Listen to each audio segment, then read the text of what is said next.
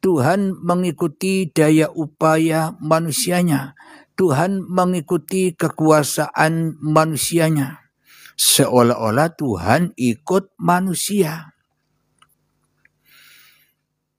Akan tetapi bila kenyataannya kita mengaku bahwa kita ikut Tuhan, kita ikut Allah, maka sudah tak ada perbedaan lagi antara umat beragama.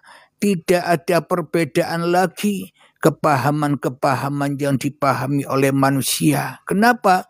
Karena manusia sudah ikut Tuhannya. Bila manusia sudah ikut Tuhannya, maka syuhudul wahda bil kasroh wa syuhudul kasroh bil wahda. Dari yang satu menuju yang banyak dan kembalilah yang banyak menuju yang satu.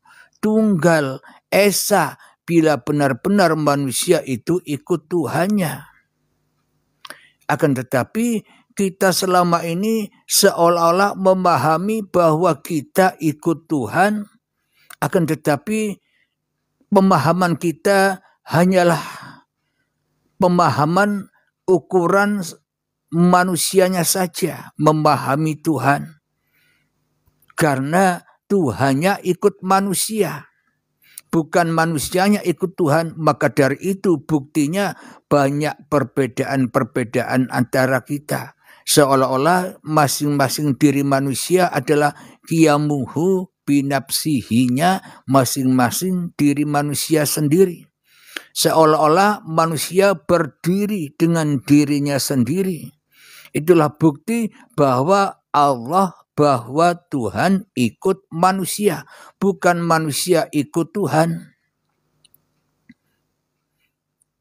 Bukti lagi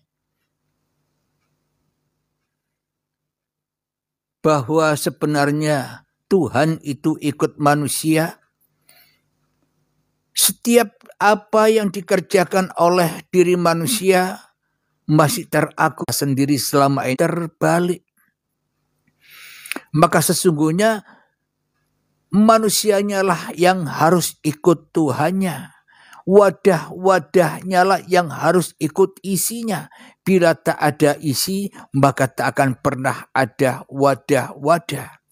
Bila tak ada arus listrik, maka tak akan tercipta HP, tak akan tercipta lemari es, tak akan tercipta televisi, tak akan tercipta komputer, tak akan tercipta apapun lampu-lampu yang ada di dunia ini tak akan tercipta bila tak ada listrik. Jadi dengan adanya listrik itu maka terciptalah wadah-wadah untuk listrik. Ada yang model lampu-lampu, sehingga dengan listriklah maka arus listrik itu dapat bersinar dengan lampu itu. Jadi yang bersinar sebenarnya bukan lampunya, arus listriknya lah yang bersinar. Dengan arus listrik maka akan menjadi wadah-wadah HP yang kita punya ini. Tanpa arus listrik maka tak akan tercipta wadah-wadah HP ini. Dengan arus listrik maka terciptalah lemari es. Bila tak ada arus listrik maka wadah-wadah lemari es tak akan tercipta. Itulah ilustrasi logikanya. Ikut hati kita takkan pernah bisa sujud tunduk kepada keberadaan Tuhan. Hati kita tak mampu menyerahkan hidup dan badan ini kepada Tuhan. Kenapa? Karena seolah-olah kita yang berhak menjadi Tuhan. Kenapa? Karena kitalah yang berhak wujud. Tuhannya, Allahnya tidak wujud. Maka dari itu ati Allah wa ati ar-Rasul, maka balikkanlah keimanan, balikkanlah keyakinanmu bahwa sesungguhnya kitalah yang ikut Allah, bukan Allah yang ikut kita. Kitalah yang ikut Tuhan, bukan Tuhan yang mengikuti kita.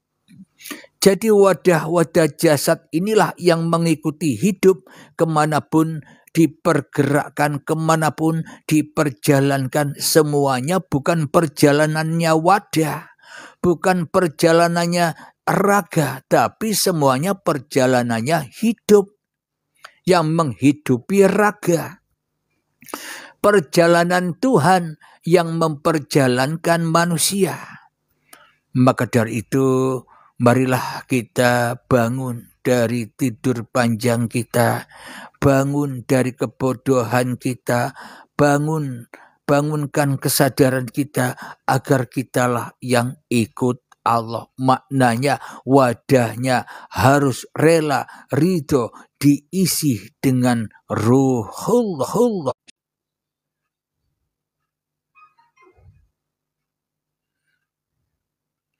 Tes suara dicoba. Bila kini masih putus-putus.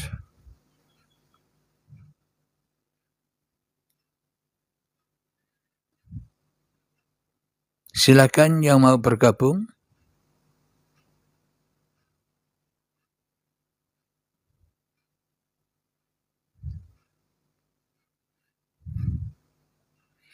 Kalau tidak ada yang mau bergabung dan kalau tidak ada yang bertanya, akan saya akhiri. Gimana?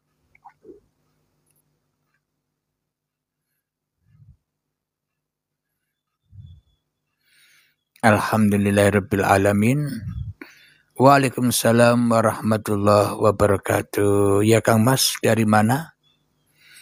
Apa yang mau ditanyakan kira-kira dengan kajian tadi? Tuhan ikut aku. Bukan aku ikut Tuhan, tapi Tuhan ikut aku. Suara saya bisa diterima dengan baik ya, tidak putus-putus ya.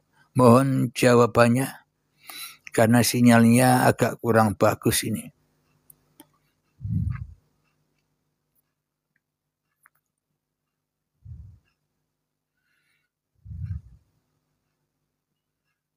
Alhamdulillah. Silakan bila ada yang bertanya. Bila tidak ada yang bertanya, akan saya akhiri. Saya anggap sudah paham dengan apa yang dipaparkan tadi.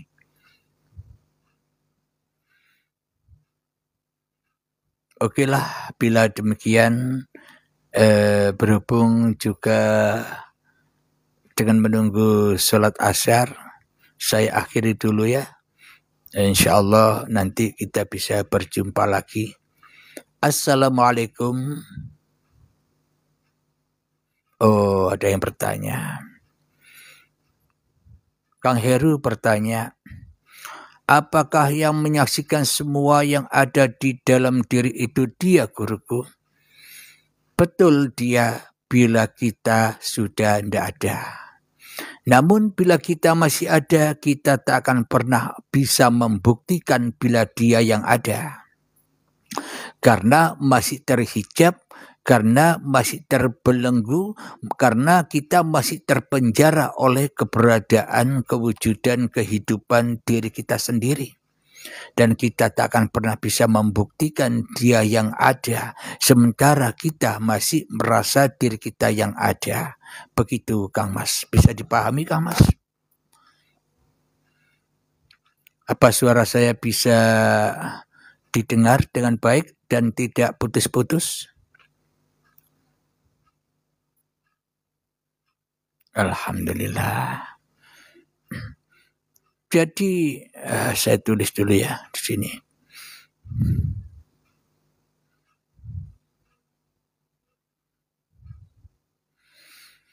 Jadi sebenarnya selama ini yang kita pahami adalah terbalik.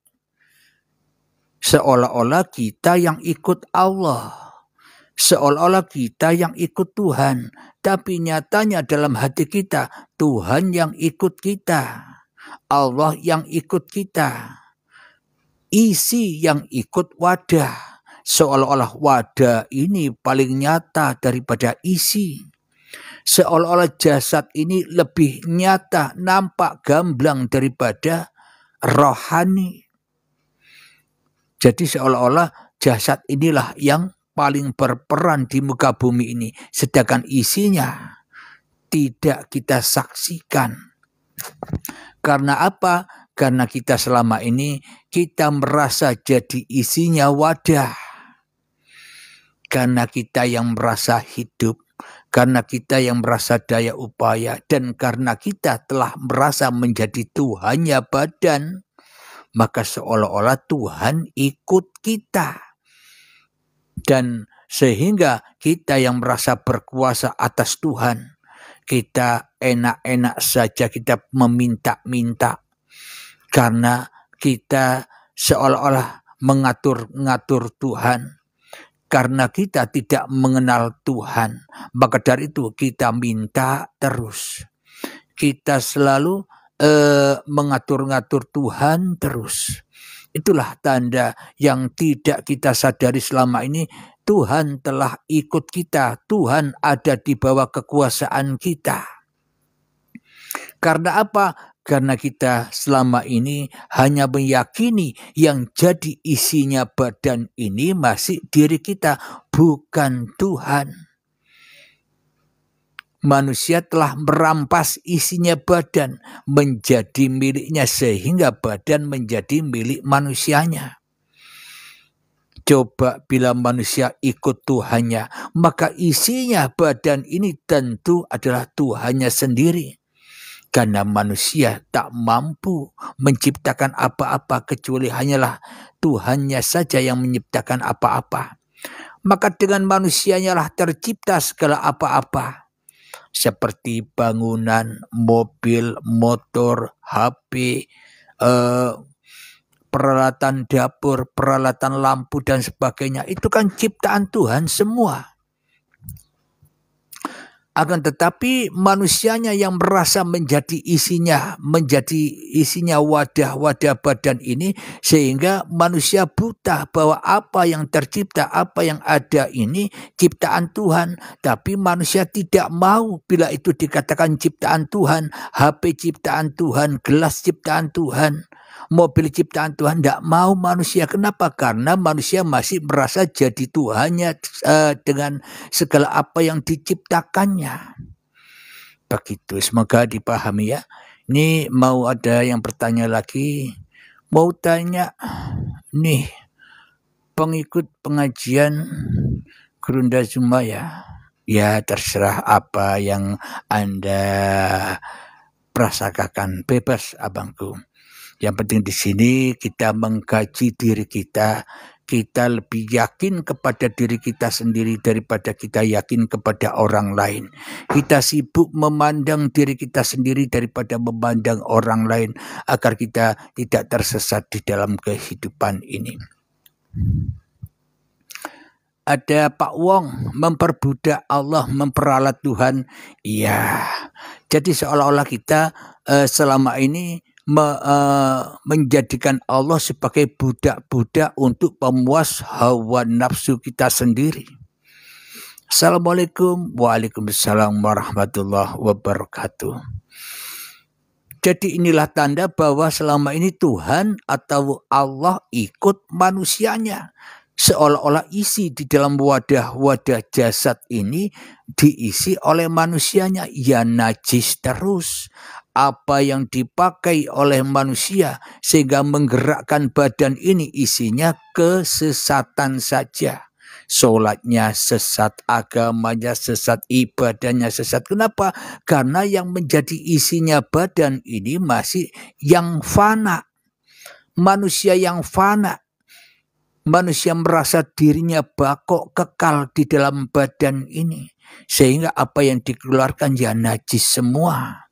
Akan tetapi bila sang isi hidup manusia ini sudah dikembalikan kepada nur ala nurin, nurun ala nurin, hidup manusia dipersembahkan kepada hidupnya Tuhan, maka terisilah jasad-jasad ini dengan uripe Allah. Bila uripe Allah sudah menguasai jasad-jasad ini, maka disitulah lillahi ta'ala itu hidup akan indah, hidup akan bahagia. Apa yang keluar dari diri kita pasti hal yang indah, saling menghargai, saling toleransi, saling menghormati, saling kasih sayang, saling mahabbah antar sesama.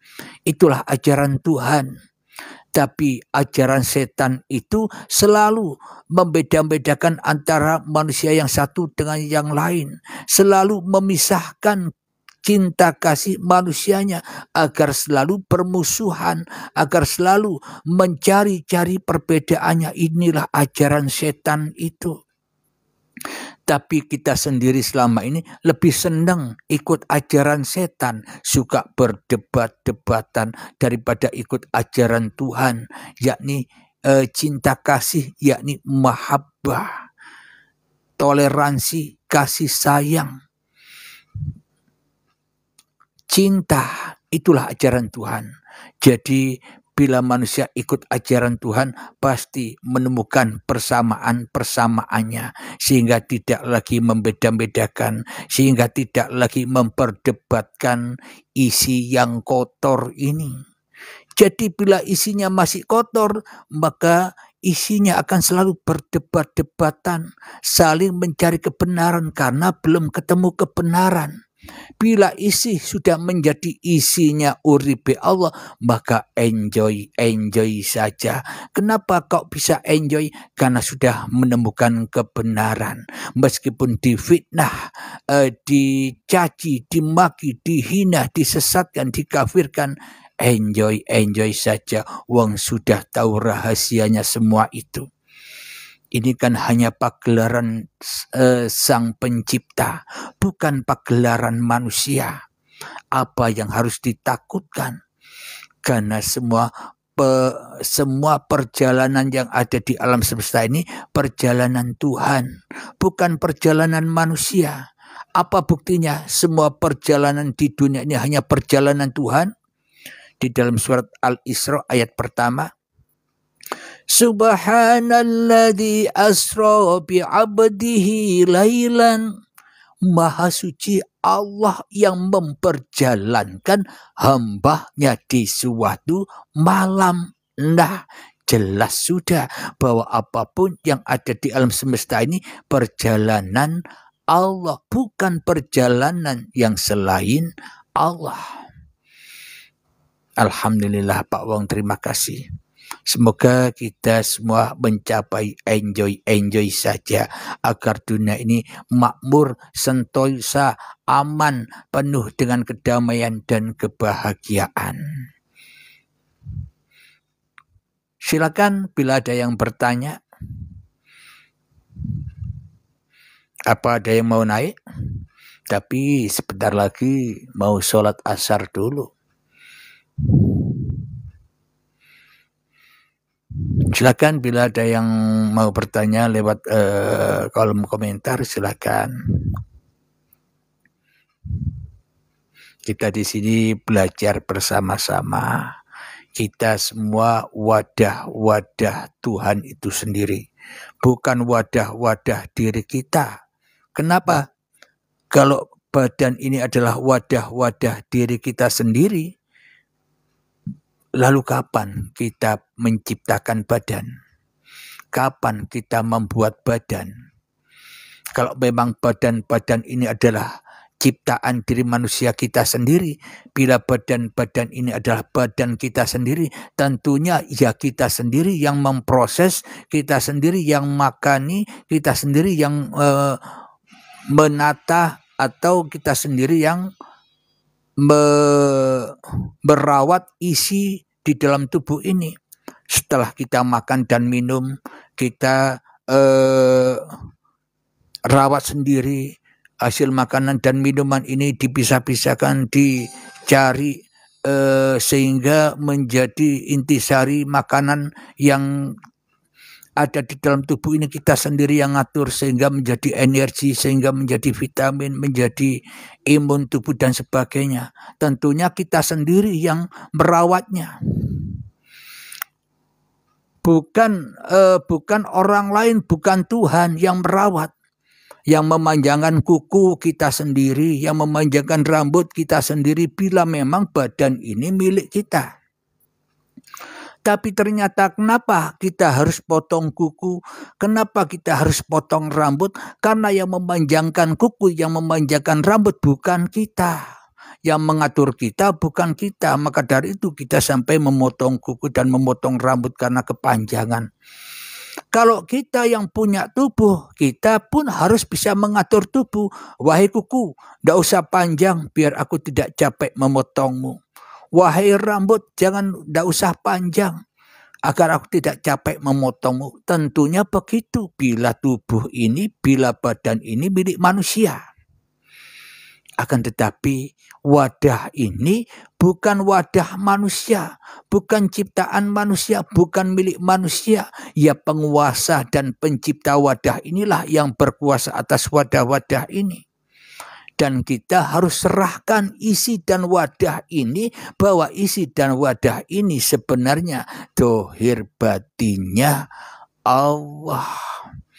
Bila kita sudah bisa berani mengembalikan itu semua, maka indahlah hidup ini. Maka itulah mengabdi, itulah surga yang nyata, bukan surga khayalan yang selama ini kita harap-harapkan.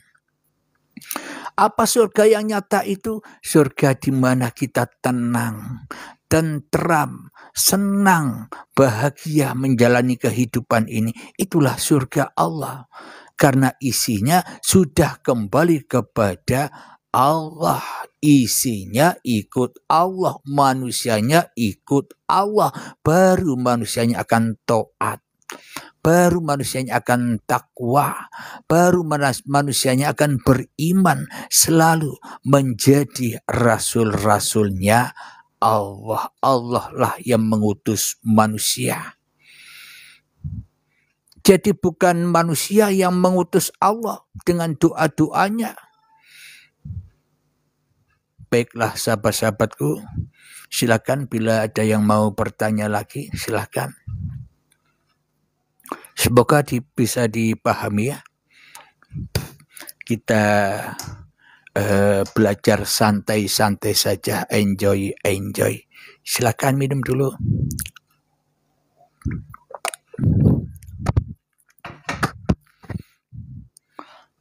Sebenarnya kita tak perlu mencari Tuhan.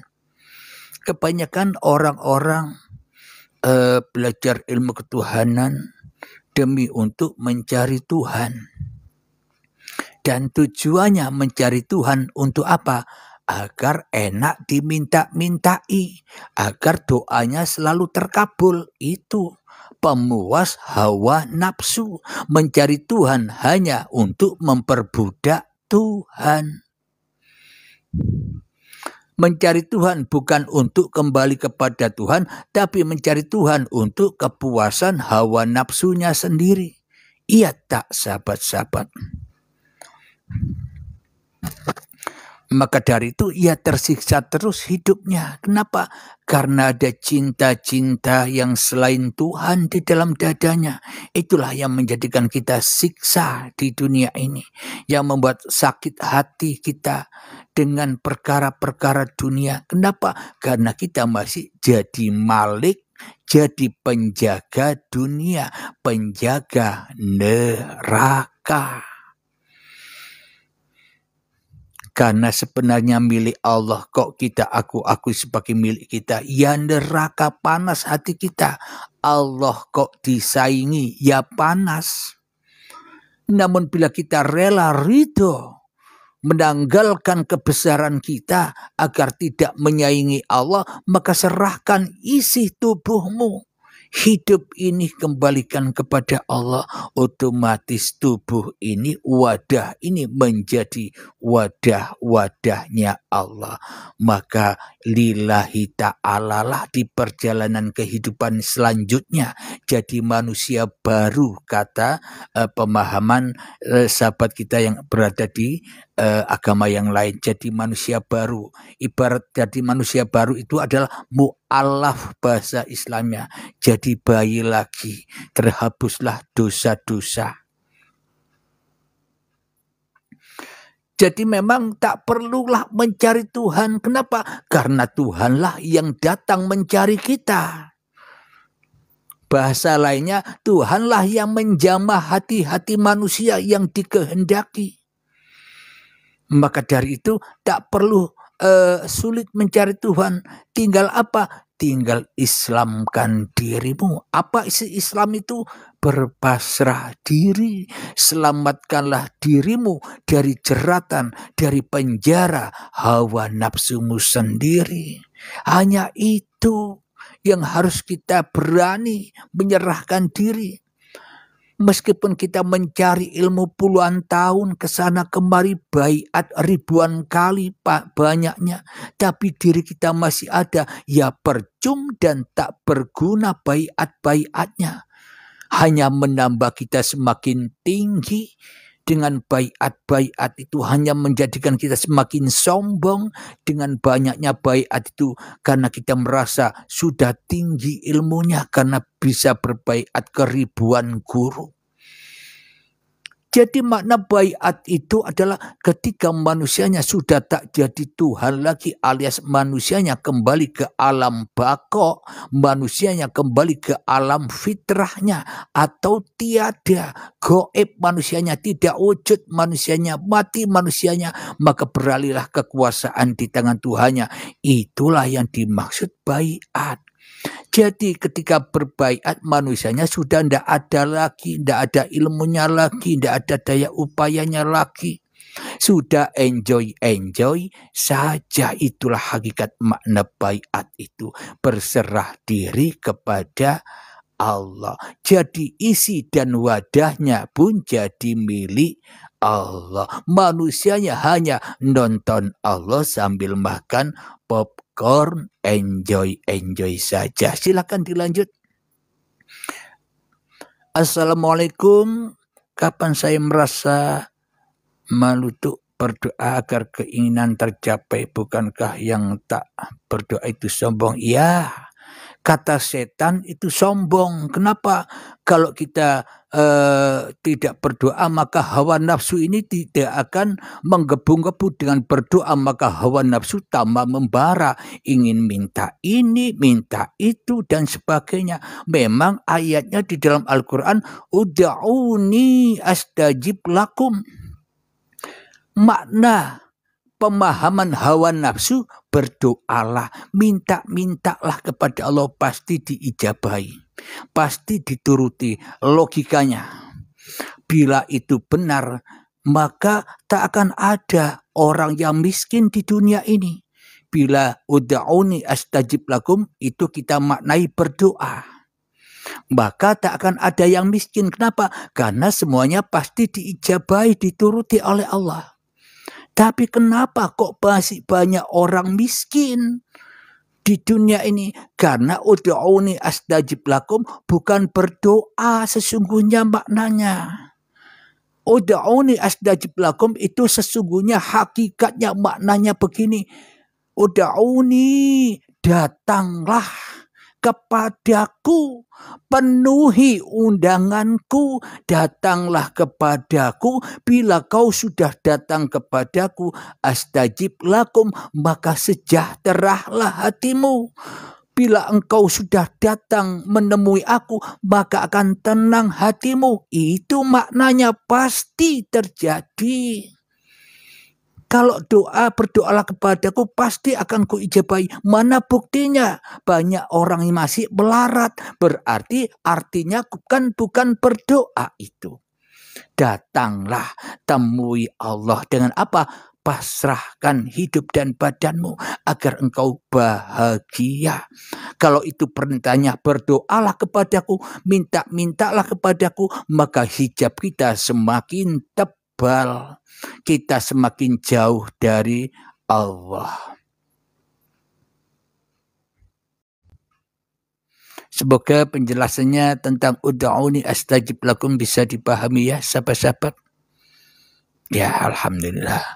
Kalau selama ini kan yang menafsiri ayat itu kan hawa nafsu manusianya. Maka manusianya mengartikan bahwa itu berdoa, maka dipaksalah manusianya berlomba-lombalah dalam berdoa. Demi apa? Demi untuk kepuasan hawa nafsu keinginannya, ya kan? Selama kita minta-minta terus, kapan kita bisa tenang hidup ini? Kalau kita minta-minta terus, kapan kita syukurnya kepada Allah? Kita tidak akan pernah jadi hamba-hamba yang bersyukur kalau minta-minta terus seperti pengemis. Ya tidak. Hamba yang bersyukur itu hamba yang sudah tidak minta-minta lagi. Kenapa? Sudah merasa cukup dengan pemberian Tuhan.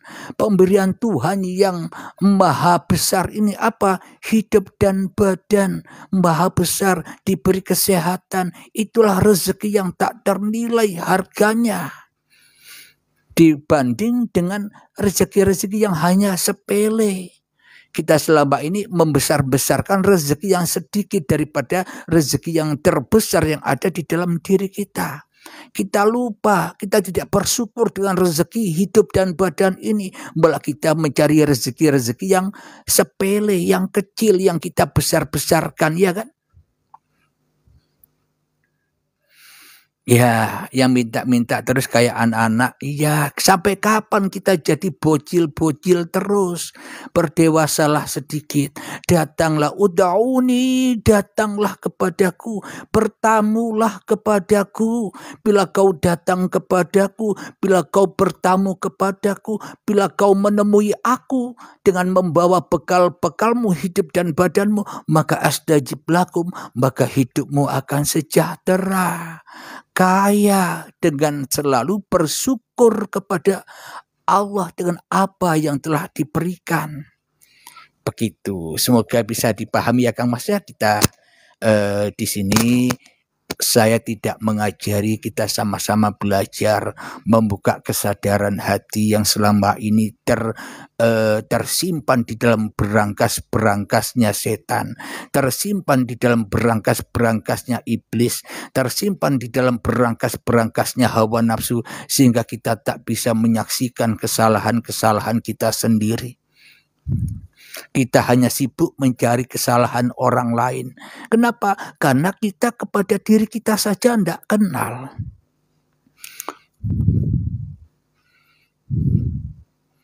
Alhamdulillah. Yuk kopinya diunjuk kopinya.